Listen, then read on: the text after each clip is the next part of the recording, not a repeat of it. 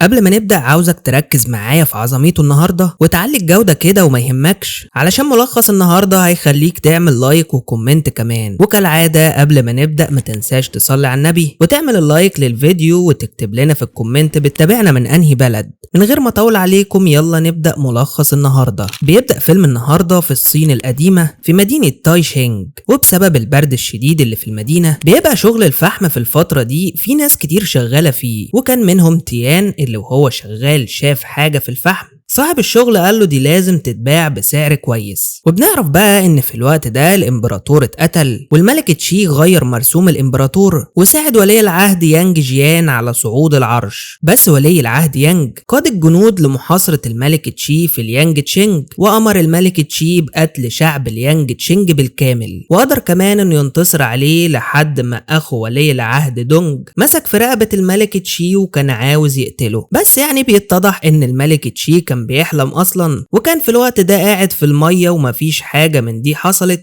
او لسه لحد دلوقتي ما حصلتش. والدليل على كده ان الملك تشي امر جنوده انهم يدوروا على ابن الملك اللي خلفه من واحدة من عامة الشعب، بس عرفوا المساعد ان الام اخدت ابنها واختفت، وهو دور في المدينة بالكامل ومحدش عارف يوصل لهم. ساعتها اتعصب الملك جدا عليه وامره يدور عليهم ويلاقيهم، علشان الحفلة وقتها قرب ولازم يلاقي المرسوم الامبراطوري اللي الست دي شايلاه. في نفس الوقت كان تيان واللي معاه وصلوا لمقر الجيش علشان يدخلوا المدينة ويبيعوا الفحم اللي معاهم، بس العامل اللي مسؤول عن الفلوس اتفق معاهم على فلوس اقل من وزن الحمولة اللي جايبينها. فالراجل العجوز حاول يقنعه انهم اكتر من كده، بس العامل زعق معاه وقال له كفايه ان احنا سايبينك تبيع في المدينة اصلا. ساعتها تيان دخل اخد الراجل العجوز ومشوا في هدوء. بعد وقت قليل كان في تجمع لولي العهد الصغير يانج، وكان معاه الملك تشي مع الوزراء وكبار المستشارين. بس كان اي قرار ولي العهد بيقوله الملك تشي كان محفظهوله قبل الاجتماع، لحد ما طلع واحد من الوزراء وقال لولي العهد انه شاف اللي حصل بالليل وفي خاين في قصر الامبراطور. فولي العهد اتضايق وقال له انت ازاي تتكلم مع الملك تشي كده؟ ساعتها المستشار قال له ده زور المرسوم الامبراطوري وقتل 200 شخص بريء في قصر الشرق.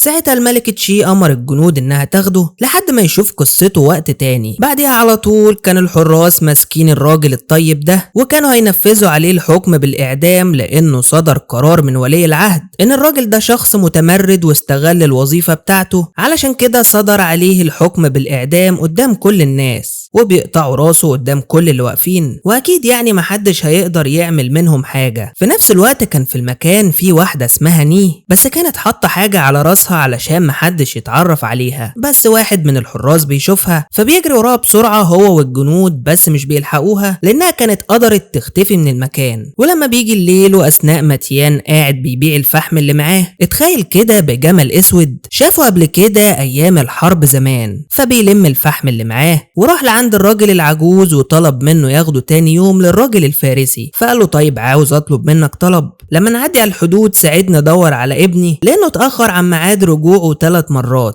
واثناء ما هم واقفين بتوصل لهم ني وكانت تعبانه جدا وطلبت منهم انهم يخبوها بسرعه هي وابنها، وده لان كان في مجموعه من الجنود بتجري وراها. فلما الراجل العجوز شاف معاها طفل خباها بسرعه على عربيه الفحم بتاعته. ولما الجنود وصلوا لهم شاور لهم يعني انها جرت من الطريق ده. واول ما الجنود مشوا طلب من تيان انه ياخدها لمصنع الصبغ ويطلع لها السهم اللي مضروبة بيه في كتفها. واول ما وصلوا تيان طلع لها السهم من كتفها فعلا وكوالها الجرح بالنار علشان ما تنزفش. بس اول ما الطفل الصغير عيط ابتدى يتضرب عليهم اسهم بكميات كبيرة جدا، وساعتها بسرعة كبيرة تيام بدأ يدافع عنها من الاسهم لحد ما امرها تسكت الطفل بسرعة. واول ما بطل عياط دخل عليهم المكان مجموعة كبيرة من النينجا الملثمين علشان كانوا بيدوروا على ني وابنها وكانوا عاوزين يقتلوهم بأي طريقة. بس على طول تيان لف قطعة من القماش زي الحبل وولع في اولها وقام هجم على النينجا دول بقوة كبيرة جدا لحد ما وقفوا كلهم قدام منه وحاولوا يقتلوه بالاسهم. بس تيان كان سريع جدا وقدر يتفادى كل الاسهم، وبعديها مسكهم كلهم وقدر يخرجهم من المكان. وبره بقى كان مسك السيف بتاعه وبدأ يهجم عليهم مرة تانية، وعلى الرغم من عددهم الكبير الا ان محدش منهم كان قادر يعمل له اي حاجة. ساعتها قرر محاربين النينجا يتحدوا مع بعض ويهجموا عليه، بس هنا بيبان ان تيان محارب اسطوري ومش من السهل ابدا انهم يخلصوا عليه بسهولة، وقدر بمهارته العالية انه يخلص عليهم واحد ورا التاني لحد ما قدر بعد وقت قليل انه يوقعهم كلهم ميتين. في الوقت ده كانت السيدة تشين واقفة متابعة كل اللي بيحصل، ولما الراجل العجوز قرب عليها اخدت بعضها واتحركت من المكان. وبعد وقت قليل وصل واحد من مساعدين الملك تشي وحكى له ان في قاعة الصبغ واحد من الجنود الظاهر بالموت، وحكى لهم ان في مقاتل خلص على مجموعته بالكامل. بس سمعه وهو بيقول جملة قبل ما يسحب سيفه، الجملة دي محدش قالها غير واحد من اللي قتل اكتر من 1000 جندي في المعركة. فسأله جملة ايه دي؟ قال له اولئك الذين يقفون في الطريق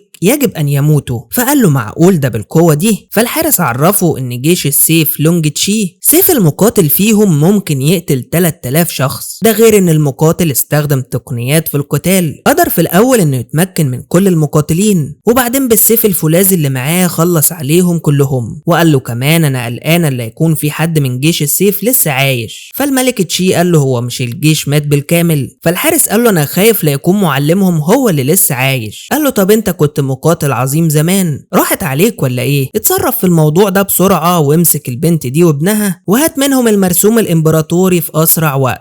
في الوقت ده كان القائد ليو ماشي في القصر وسمع شوية من الجنود كانوا بيتكلموا عن المقاتل اللي قال تعويذة قبل ما يقتل المقاتلين اللي راحوله، اللي سمعوا انه بيتحول لشخص اصم ومفيش اي جندي مهما كانت قوته يقدر يقف قصاده. في الوقت ده راح لهم وطلب منهم ما يضعفوش معنوية الجيش، والحاجات اللي بيسمعوها دي تخاريف مش حقيقة. وراح بعدها للمكان اللي اتقتل فيه الجنود وبدأوا يدوروا على اي دليل يعرفهم هوية القاتل الاسطوري اللي بيتكلموا عنه، لحد ما لقى شوية تراب فحم وعرف ان ممكن اللي يكون عمل كده هو بياع الفحم. في نفس الوقت كان تيان والراجل العجوز وني ماشيين بعربية الفحم علشان يمشوا من المكان، لحد ما بيطلع لهم قائد من الجيش معاه شوية من الجنود بتوعه. في الوقت ده ني اترعبت جدا، خصوصا انها كانت شايلة ابنها في سلة من اللي فيها الفحم، وتيان وقف استعد للقتال في اي لحظة. بس اتضح ان القائد ده عاوز يشتري فحم من معاهم عادي يعني، بس المشكلة انه كان عاوز كل الفحم اللي معاهم وما ينفعش يدوله السلة الأخيرة اللي فيها ابن ني. فاتصرفت بسرعة وعرفته إن الجيش حجز سلة الفحم دي وهم رايحين دلوقتي يسلموها له، ولو أنت يعني مستعجل خد السلة التانية وهنجيب لك فحم عالي الجودة من البيت بكرة الصبح. فاقتنع القائد بالكلام بتاعها وسابها ومشى وهي في قمة الرعب من خوفها على ابنها، وبيكملوا طريقهم. بس بنلاحظ إن السيدة تشين ماشية وراهم علشان تعرف هم رايحين فين. ولما بيقعدوا مع بعض بالليل ني بتعرفهم نفسها وبتسألهم عن اسم الناس اللي أنقذوها، فعرفها الراجل العجوز إن ده تيام بياع الفحم وهو اسمه تشاو. ولا بما إني عراف ابنك وشه كامل ودقنه مستديرة، الولد ده ابن راجل نبيل وثري، قال فين أبوه صحيح؟ فعرفته إنه مات. فساعتها تيان اخد الراجل العجوز وطلعوا بره وقال له جيش تشي كان بيطاردهم واحنا بعد اللي عملناه اتورطنا معاهم. فقال له دي ام وابنها واحنا ما كانش ينفع نسيبهم في الظروف دي، وبعدين مصيرهم مرتبط بمصيرنا خلاص. واقول لك على حاجه، انا شايف ان انتوا الاتنين مناسبين لبعض جدا. فتيان قال له نام يا راجل يا عجوز تصبح على خير. تاني يوم الصبح تيان بيدي لني اكل وفلوس ولا المنطقه دي توصل ل4 مناطق واتمنى لها حظ سعيد، واخد الراجل العجوز بالعافيه وكانوا هيسيبوها ويمشوا. في الوقت ده وصلت السيدة تشين ومعاها مجموعة من أمهر المقاتلين بتوعها، فسألها الراجل العجوز انتوا مين؟ قالت له إن هي السيدة تشين من قصر الشرق، وقالت لهم ولي العهد اتقتل من قبل الملك تشي وفي أكتر من 200 واحد اتقتلوا في القصر الشرقي، والطفل اللي على إيديها ده الوريث الوحيد المتبقي لولي العهد، ولو مش مصدقين في وحمة زرقاء على رجله الشمال. وتنفيذا بقى لأوامر ولي العهد الأخيرة، أنا هنا علشان آخد الأم والابن الخارج المدينة وندعو كل الجنود في العالم للتمرد ضد الملك تشي. وقالت لتيان انت هربت من منطقة دون هوا،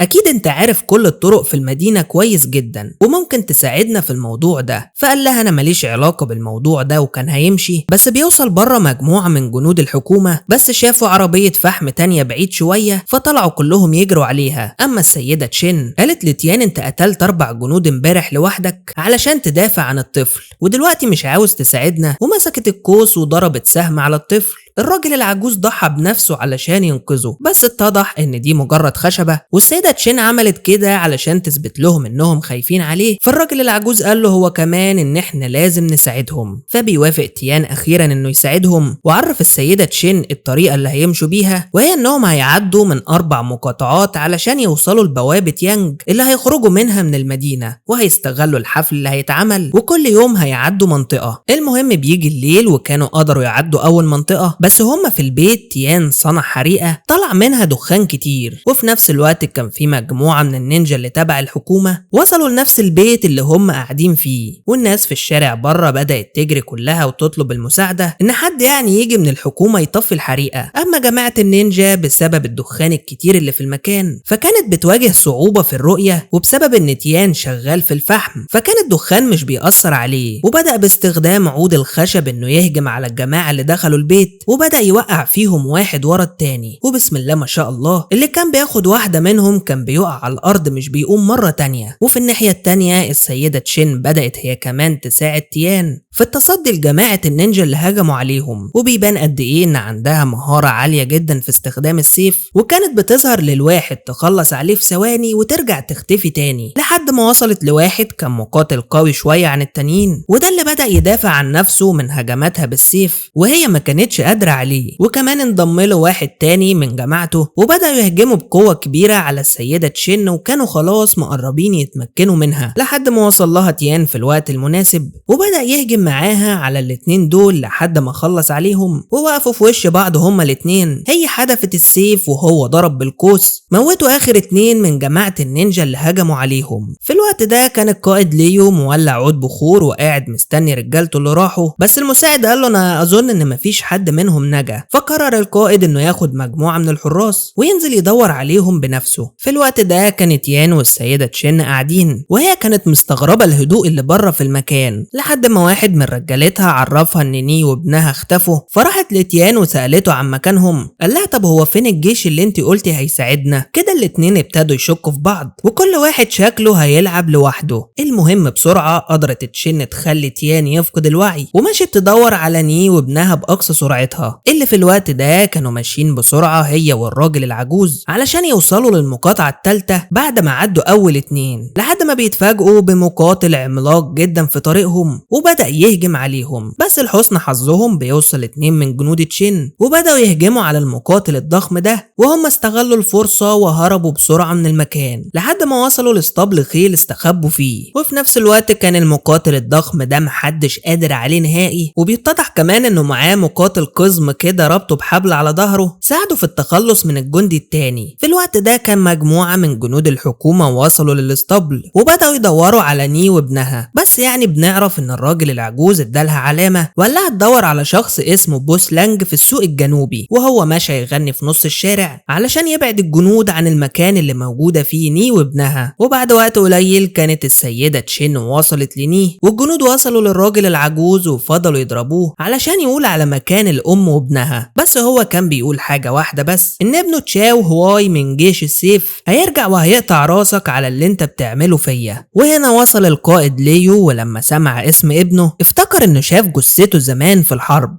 وطلع كان عارفه كويس، بس ما اهتمش واخده معاه علشان يعرف منه مكان الام وابنها. اما تيان كان فاق بعد شوية وطلع بسرعة يدور على الراجل العجوز لحد ما عرف ان القائد ليو مسكه، وعلى طول راح لمكانه. بس القائد قال له هتقول لنا مكان ني وابنها هتاخد الراجل العجوز معاك ومش هتتدخل في حاجة تخصها تاني. بس الراجل العجوز منعه. فالقائد قال لتيان من سنين كتير في الحروب اللي كنا بندخلها الجيش ما كانش بارع في القتال الليلي، بس مدرب جيش السيف كان عنده فكرة انه يغطي الفحم بالعشب المبلل علشان يعمل حاجز من الدخان، وده ساعدنا على هزيمة العدو. ومن شوية استخدم نفس الحيلة مرة تانية. ساعتها الراجل العجوز قال ان ابنه مرة كتب له ان هو ومدرب جيش السيف زي الاخوات. فالقائد قال له المدرب ده مختفي بعد حادثة مدينة ليانج، بس انا ما كنتش اتوقع انه مختفي كبياع فحم، ولا انا كلامي غلط ايها المدرب تيان؟ فالراجل العجوز سأله عن ابنه، فالقائد صدمه وقال له انا شفته بعيني وهو بيقتل ابنك في الحرب. ساعتها الراجل العجوز بيتصدم من اللي بيسمعه، بس تيان قال له ابنك ضحى بحياته علشان المدينة. ساعتها القائد حب يصطاد في المية العكرة وعطل الراجل العجوز سيف وقال له انا هساعدك تنتقم لابنك، بس تقولي على مكان تيان ني وابنها. فالعجوز اخد السيف من القائد وراح علشان يقتل تيان وياخد بطاره، بس لف في ثواني علشان يقتل القائد، بس التاني كان عامل حسابه ولف السيف ضرب بيه الراجل العجوز وضربه رجل طيره لبعيد. تيان في الوقت ده مش بيصدق اللي حصل للعجوز لانه كان بيحبه جدا هو وابنه، بس العجوز اخر حاجه قالها له انه وصاه على ني وابنها انه يدافع عنهم، ومات بين ايد تيان اللي كان منهار على موته جدا. وقام ساعتها طلع السيف من بطنه وقام علشان يهجم على قائد الجنود. دخله في الاول المساعد بتاعه، بس بسبب قوه تيان الكبيره كان بيديله الضربه من هنا، التاني ياخدها ويطير لورا من هنا، وحاول يهجم عليه اكتر من مره لحد ما تحول هجومه لدفاع عن نفسه باي طريقه علشان ما يموتش على ايد تيان اللي كان مستقل بقوته، لحد ما اتمكن منه تيان وكان خلاص هيموته. اتدخل القائد ليو وبدأ يهجم على تيان بقوه كبيره، وبيبان مدى قوه قائد الجنود، واكيد يعني معروف بمهارته العاليه في القتال، علشان كده وصل لمكانته في الجيش. والمعركه بينهم كانت قويه جدا، وكل واحد منهم كان بيهجم على التاني بكل قوته، بس تيان رغم ان كانت ضربته بتطير القائد ليو الا انه كان بيدافع عن نفسه بقوه كبيره، حتى على الاقل علشان صورته ما تتهزش قدام جنوده، لحد ما قدر انه يجرح تيان اللي غضب بشده في الوقت ده ورجع يهجم عليه مره تانيه لحد ما بيشوف الجمل الاسود قدامه. والقائد ليو استغل عدم تركيزه وضربه بايد السيف في دماغه، نزل على الارض فاقد الوعي. بيفوق تيان بعد شويه وكان مربوط من ايده ورجله، والقائد عرض عليه انه يقوله على مكان الام وابنها وهيخليه يموت بسرعه من غير عذاب،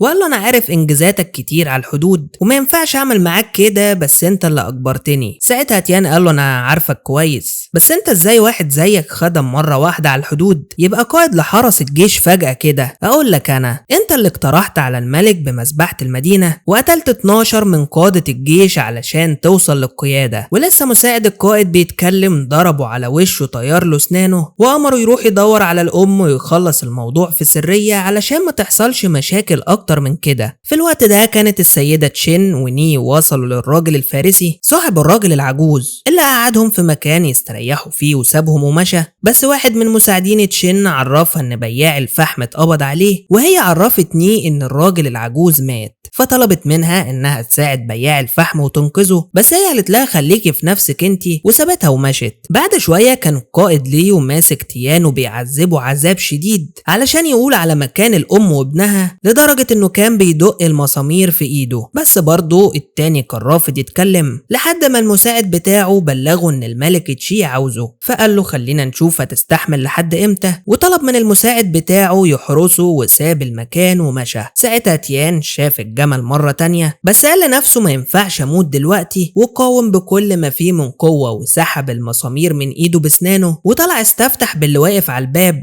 وبعديها كان بيخلص على اي حد يجي في طريقه من الحراس الكتير اللي كانت واقفة تأمن المكان بتاعه، لحد ما وصل لباب الخروج، بس ما كانش يعرف ان في حيوان واقف بره مستنيه، والمشكلة الكبيرة ان الدرع اللي كان لابسه ما كانش بيأثر فيه حاجة، بس اكتشف تيان مكان في جسمه بعيد عن الدرع وبدأ يضرب فيه، بس التاني كان ضخم جدا وصعب على تيان يوقعه، ده غير القزم اللي كان بيحدفه عليه علشان يموته. بس في الوقت ده بتوصل السيدة تشين وبدأت تساعد تيان وقطعت الحبل اللي ماسك القزم. تيان خلص عليه وبعدها اتلموا على الضخم ده، شدته بالحبل وقعته، وتيان غرز المسمار في رقبته. في الوقت ده كان مساعد القائد واقف بيراقب اللي بيحصل ومستني الوقت المناسب اللي يقتل فيه تيان بالقوس، بس افتكر سنانه اللي القائد كسرها له، فقال والله ما انا عامل له حاجه، وسابهم يهربوا من المكان. الصايع بقى عمل كده ليه؟ استنى والملك تشي واقف يسأل القائد ليو عن اخر الاخبار عن مطاردة الام وابنها، وساعتها سأله انت قائد الجيش بقالك قد ايه؟ قال له 11 سنة يا سيدي. راح لهم بقى مساعد القائد بينج فونج وقال للملك تشي بائع الفحم هرب يا صاحب السمو، اسمح لي ادور عليه في المدينة بنفسي. على طول امر الملك تشي بسحب منصب قيادة الجيش من القائد ليو واعطاه البينج فونج المساعد بتاعه اللي طلع صايع جدا وعرف ياخد حقه من القائد اللي كان بيعامله اسوأ معاملة. تاني يوم كان تيان فاق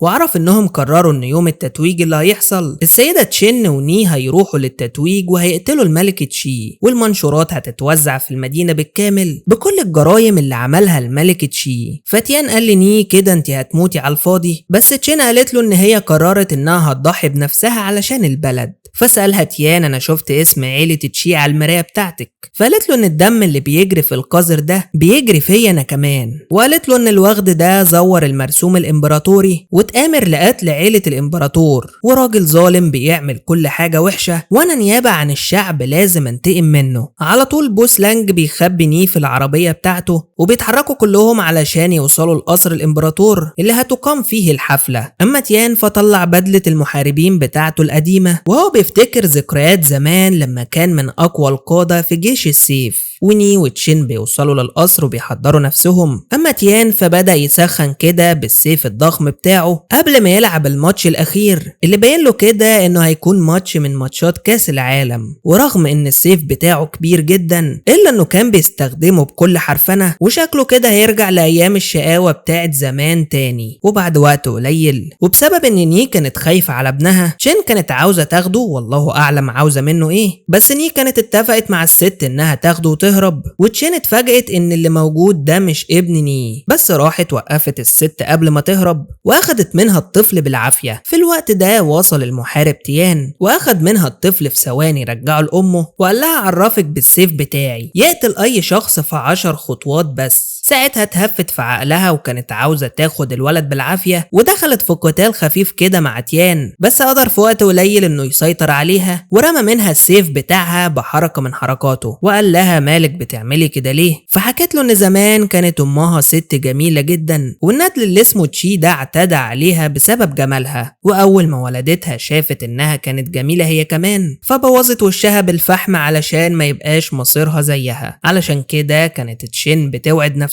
انها لازم تنتقم منه على اللي عمله وتاخد منه كل حاجة، ولسه بتقاوم تاني وكانت هتخليه يفقد الوعي. سبقها هو ونيمها مكانها. بعدها بدأ يستعد هو وبوس لانج ويجهزوا الحاجات اللي هيحتاجوها في المدعكة اللي هيدخلوها، وني ادت ابنها للست الصماء علشان تاخده ويستخبوا في مكان امان. في نفس اليوم قائد الجيش الجديد بينج فونج بيعرف مكان ني وابنها فبيتحرك على طول هو وكل الجنود بتاعته علشان يقتلوهم، وتيان كان لبس لبس المحارب بتاعه وكان بيستعد للقتال اللي داخل عليه، بس امر الاول بوس لانج انه يمشي فقال له انت انقذت حياتي زمان وانا من دواعي سروري ان احارب جنبك في الخير مرة تانية. هنا بقى وصل القائد بينج فونج هو والجيش بتاعه وبوس لانج بدأ يدق طبول الحرب وني بدأت ترقص رقصة الحرب هي كمان. ساعتها أمر بينج فونج مجموعة تهجم بس الغلابة كان معمول لهم فخ وقعوا فيه كلهم ماتوا. مجموعة تانية لفت من جنبه وجاية تدخل وقع عليهم مجموعة من الأسياخ الحديد موتتهم كلهم وقعوا جنب اخواتهم. المجموعة التالتة ضربوا الأسياخ وقعوها واللي معاهم الأقواس ضربوا على ني علشان يموتوها، بس هنا بيطلع لهم تيان بالسيف الأسطوري صد كل الأسهم اللي ضربت، وبعديها اتصدى لشوية جنود هاجموا عليه قدر في وقت قليل انه يخلص عليهم كلهم، وبعديها قطع الحبل اللي في السقف وقع على مجموعة تانية دخلت الزيت اتزحلقوا كلهم في الارض معرفوش يدخلوا، وبدأت المعركة وبدأ تيان الاسطوري يهجم على الجنود اللي في المكان اللي رغم ان عددهم كبير جدا الا انه ما كانش ولا واحد منهم قادر حتى يقرب منه، وبما انه مالي المكان بالافخاخ قدر من خلال الحبل الحاد جدا انه يخلص على مجموعة قدر يوقفهم في مكان معين نزلوا كلهم ميتين هم كمان. في الوقت ده كان في مجموعة جنود واقفين بالسهام حاولوا يقتلوا نيه، بس ظهرت تشين في الوقت المناسب وقدرت تصد كل الأسهم اللي كانت بتتضرب عليهم، وقررت هي كمان انها تدافع عن نيه بكل قوتها مع تيان. وهنا بدأ بينج فونج يفقد أعصابه لدرجة انه قتل شوية من الجنود بتوعه وقال لهم اللي هيخاف هيتقتل، فدخلت جنود الأسهم وبدأوا يطلقوا عليهم بكميات كبيرة. فدخل تيان بسرعة للمكان وأمر بوس لانج انه يقفل عليهم. هو عمل كده فعلا ونزل عليهم تراب الفحم بكميات كبيرة، بس لما جه يولع في المكان اللي هم فيه الحبل اتقطع في ايده، وعلى الرغم انه اتضرب بالاسهم وكان خلاص بيموت الا انه قاوم وراح لمكان الجنود من فوق ولع النار وحدفها عليهم، عمل انفجار كبير جدا في المكان دمر كل الجنود اللي كانت محبوسة في الأوضة. في الناحية التانية الجنود اللي بره كانت مستمرة في رمي السهام على نيه، وتشين كانت لسه بتدافع تدافع عنها بكل قوتها لحد ما اتصابت بسهم، فضربت ني بالإبرة علشان تبطل رقص، وهي فضلت تاخد السهام في جسمها علشان تدافع عنها لحد ما وقعت جنب منها ميتة. وساعتها ما كانش فاضل غير بينج فونج اللي حاول يهرب، بس طلع له تيان بسرعة ودخل معاه في قتال. بينج فونج كان عارف نتيجته كويس، علشان كده حاول يهرب تاني بالحصان بتاعه، بس تيان نزل عليه بالسيف بتاعه وطير رقبته. في الوقت ده بيوصل القائد ليو وقال له انت والسيف بتاعك ده خلاص وصلتم لطريق مسدود. فتيان قال له انا دخلت 37 معركة انا والسيف ده، كل واحدة منهم كانت بتبقى اخرتها طريق مسدود برضه. فقال له بس المعركة دي هتبقى الاخيرة، وبتبدأ العظمة القوية وكل واحد منهم بيهجم على التاني بكل قوته، وبيبان قد ايه ان القائد ليو قائد اسطوري هو كمان، وكان مقاتل محترف جدا. بس الفرق اللي بينه وبين تيان انه بيقاتل علشان السلطة والمنصب، بس تيان كان بيقاتل علشان ينصر الحق ويرجع المدينة اللي اتنهبت على ايد تشي. والقتال استمر بينهم مدة طويلة جدا، بس تيان لاحظ ان الدرع اللي لابسه ليو قوي جدا، السيف مش بيأثر فيه، فبدأ يدمر الدرع بتاعه وكمان وقع الخوذة بتاعته، واستعد وبدأ يلف بكل سرعته علشان يوجه له الضربة الأخيرة يخلص عليه. بس ساعتها ليو ابتدى يصد ضرباته وبدأ يوجه له طعنات قوية في الأماكن اللي درع تيان مش مغطيها، لحد ما في النهاية استخدم سيف تيان طار في الهوا وغرز السيف في رقبته. لا ما تقلقش، تيان لسه عايش. ليو كان بيتخيل طريقة الهجوم بتاعته في دماغه، بس بدأ فعلا ينفذ نفس تكتيك الهجوم اللي تخيله بالظبط، وكان بيهجم عليه وبيوجه له نفس الطعنات بنفس الطريقة لحد ما جه عند ضربة النهاية. بس تيان كان أذكى منه بكتير، وبرجله خلى السيف بتاعه يصد ضربته، وطلع المسمار اللي كان ليو دقه في ايده وغرزه في رقبته وطيره من قدامه. عمنا تيان يسكت؟ لا طبعا، لف نفس اللفة اللي كان بيعملها من شوية، بس المرة دي طير رقبته بجد، وفاز عمنا تيان في النهاية. على طول بيروح للملك تشي جوه اوضته، والتاني اول ما شافه قال له انت المدرب اللي بيقول عليه؟ فقال له انا مدرب جيش السيف. فقال له انت بتقتحم عليا غرفتي؟ قال له للعدالة، لآلاف اللي ماتوا في مدينة ليانج والولي العهد وعيلته ولل300 اخواتي من جيش السيف. وطلع سيف السيدة تشين وفضل يطعنه كتير جدا وهو بيقول له على كل الجرايم اللي عملها، وبنفس حركة تشين في القتل لف السيف على رقبته وخلص عليه، ونده على الامبراطور ولي العهد الصغير وقال له انت في ايدك تنقذ العالم. ومن بعدها وكل الضرايب على الشعب اتلغت، وصدر قرار بعفو عام عن كل الناس اللي كانوا محبوسين بتهمة التمرد، ورجع تيان يبيع الفحم من تاني بعد ما أنقذ الإمبراطورية كلها. وبيخلص الفيلم على كده. يا رب يكون الملخص عجبكم، وما تنسوش تعملوا لايك للفيديو وتشتركوا في القناة لو أول مرة تشوفونا علشان يوصل لكم كل جديد. ولو وصلتوا لنهاية الملخص اكتبوا لنا في الكومنتات ايه رأيكم في عظمة النهاردة. وبس كده، أشوفكم الفيلم الجاي، سلام.